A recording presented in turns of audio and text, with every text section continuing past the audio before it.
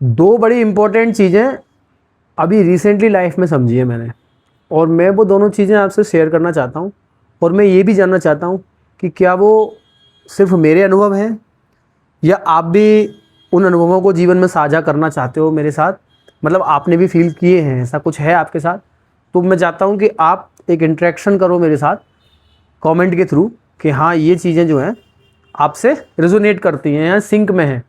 देखो, पहला तो ये कि जब भी बॉडी बीमार होने वाली होती है ना, तो उससे 3-4 दिन पहले ना हम बहुत एनर्जेटिक फील करते हैं, और हम जहाँ जो जो हमारी बॉडी एकदम चौथी मंजिल पे जाने में, तीसरी मंजिल पे जाने में, या एकदम हार्ड वर्क करने में ना जो आलस करती है, वो आलस ऐसा लगता है जैसे कहीं दूर चला गया, और हमारे इस एकदम बॉडी में ऐसा फील होता है कि हम एफर्टलेसली ज़्यादा एफर्ट लगा पा रहे हैं, और वो जो काम जिन चीज़ों को अक्सर करने में हम आलस करते थे ना, वो काम अब हम एफर्टलेसली कर रहे हैं। ऐसा बीमार होने से 3-4 दिन पहले तक मैंने महसूस किया है, और ये कई बार हो चुका है।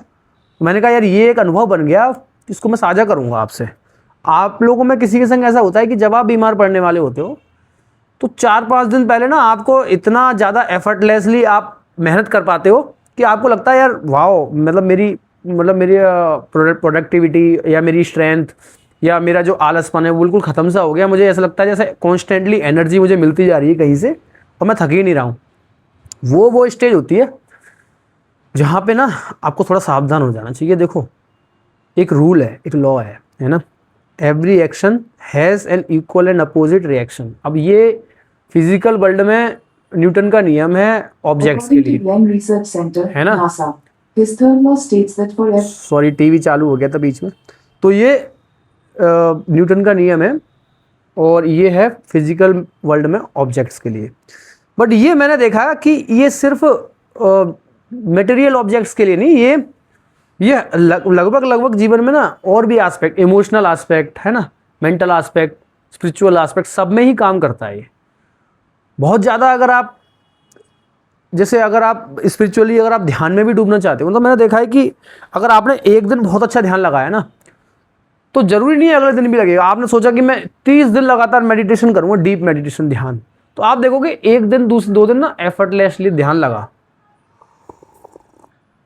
बट उसके बाद क्या हुआ कि तीसरे दिन ध्यान लगाने में प्रॉब्लम आ रही है, मतलब तीसरे दिन ध्यान नहीं लग रहा, तीसरे दिन डिस्ट्रैक्शन ज़्यादा हो रहा है। कोई बात नहीं, इसको एक्सेप्ट करो। These things are very normal. But इसका मतलब ये नहीं है कि आपने अगर 30 दिन मेडिटेशन करने का सोचा है तो अब आप उस फ्लो को छोड़ दोगे। बस छोड़ना नहीं है।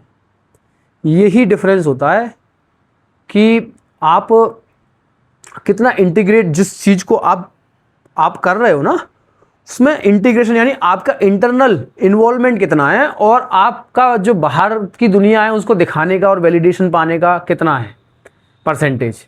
अगर वो जो चीज़ आप कर रहे हो ना, तो प्योरली वो अगर आपके हार्ट एंड सोल से आ रही है ना, यार कोई फर्क नहीं पड़ता, कुछ भी फर्क नहीं पड़ता। आप आज बोर हो गए, कल बोर हो गए, आप छोड़ नहीं सकते, नहीं छोड़ सकते।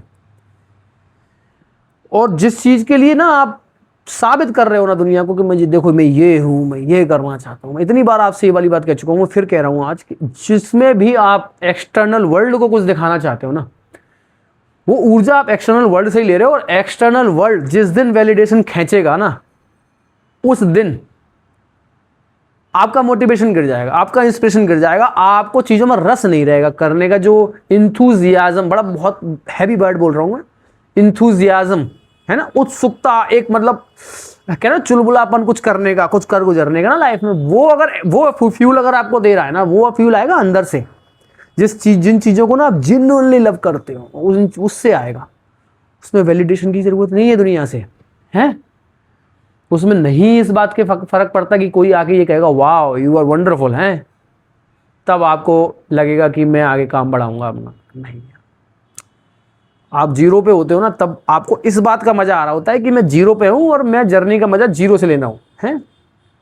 जब आप बाहर की वैलिडेशन के लिए काम करते हो ना, तो आप शर्माते हो, आप घबराते हो, आपको एंग्जाइटी होती है, मैं जीरो पे हूं, दुनिया क्या सोचेगी। नहीं, वही डिफरेंस है, रस है ना। इंथुजियाज्म अगर आपका किसी चीज में होगा ना, तो जीरो पे भी मजा आएगा कि मैं सीख रहा हूं भैया, देख लो। जब वैलिडेशन पाने की बात होगी तो जीरो पे बड़ा बुरा लगेगा दुनिया क्या सोचेगी, है। दूसरा कॉन्सेप्ट बाकी बात करता हूँ। पहला हो गया ना बर्नआउट वाला, कि भैया अगर बहुत ज़्यादा चीज़ों को पुश कर रहे हो ना तो थोड़ा रुक जाओ, खतरा है ना। दूसरा है कि भाई अपना जो प्रकृति का नियम है ना वो है एफर्टलेसनेस, उसको अपनाओ जीवन में। प्रकृति जो है ना, जो बीज से पेड़ बनने की कहानी मैंने कई बार आपसे कही है, वो बीज से पेड़ बनने की कहानी में अगर आप बैठ के देखते रहोगे ना, आपने बीज डाला, आप देखते रहोगे ना तो होगी प्रोसेस सारी, बट किसी भी पॉइंट पे आप ये नहीं कह सकते यार अभी मैंने देखा एक मैजिक हुआ, अभी कुछ नहीं था और अचानक से एक पेड़ बन गया। ऐसे नहीं होगा। किसी भी पॉइंट पे वो जो पौधा बढ़ भी रहा होगा ना, वो प्रोसेस इतना एफर्टलेस होगा, इतना एफर्टलेस होगा कि आपको कभी जिंदगी में आप ये कह ही नहीं सकते कि मैंने मैजिक देखा, अभी पौधा इतना था और इतना हो गया। चाहे आप बच्चे की ग्रोथ देख लो, चाहे आप पेड़ की ग्रोथ देख लो, चाहे जीवन में आप नदियों का बहाव देख लो, आप पहाड़ों का बनना देख लो। हैं वो जो आइलैंड टकराए थे ना, उसके बाद में जो पहाड़ बने, वो भी प्रोसेस कितना स्लो था, है लाखों साल लग गए ना उसको, पहाड़ों को, हिमालय को बनने में। तो भाई ऐसा ही है जिंदगी में, प्यारी प्यारी चीजें, खूबसूरत खूबसूरत चीजें जो प्रकृति ने करी है ना, वो बड़ी स्लो हैं, बड़े एफर्टलेसनेस के साथ हुई है। और आप ये बात जान लो कि जीवन में जो भी आपके साथ हो रहा है ना, इंटरनली एक्सटर्नली, जो भी आपके इमोशंस, जो भी आपकी प्रॉब्लम्स, वो सारी की सारी भाई जो है प्रकृति के नियमों के हिसाब से हो रही है। And that is for the best interest of the nature, is for the best interest of you, यानी आपके सबसे भले के लिए जो हो सकता है ना, वो नेचर में हो रहा है। Believe that. अगर ऐसा नहीं होता तो आपका होना भी नहीं होता, का एग्जिस्ट भी नहीं करते आप, अगर ऐसा नहीं हो रहा होता तो। अगर जो भी पेनफुल सिचुएशन है, जो भी सफरिंग है ना, उसको लाइफ का जैसे नेचुरल पार्ट होता है ना, जैसे बीज है ना, बीज को जैसे मिट्टी में अंधेरे में रहना पड़ता है ना, वो जो अंधेरे से निकलता है ना पौधा, वो प्रोसेस तो सबको गुजरना पड़ता है। सफरिंग को आपको इसी तरीके से जीवन में सफरिंग को लो कि ये जो कंफ्यूजन, पेन, डाउट, सफरिंग, ये सारी चीज़ें जो है ना, that is a part of life and that is for the flowering of the person that you are destined to become. जो आपकी नियति है ना, उसको बनाने के लिए ये सारी प्रोसेस ज़रूरी है। ठीक है,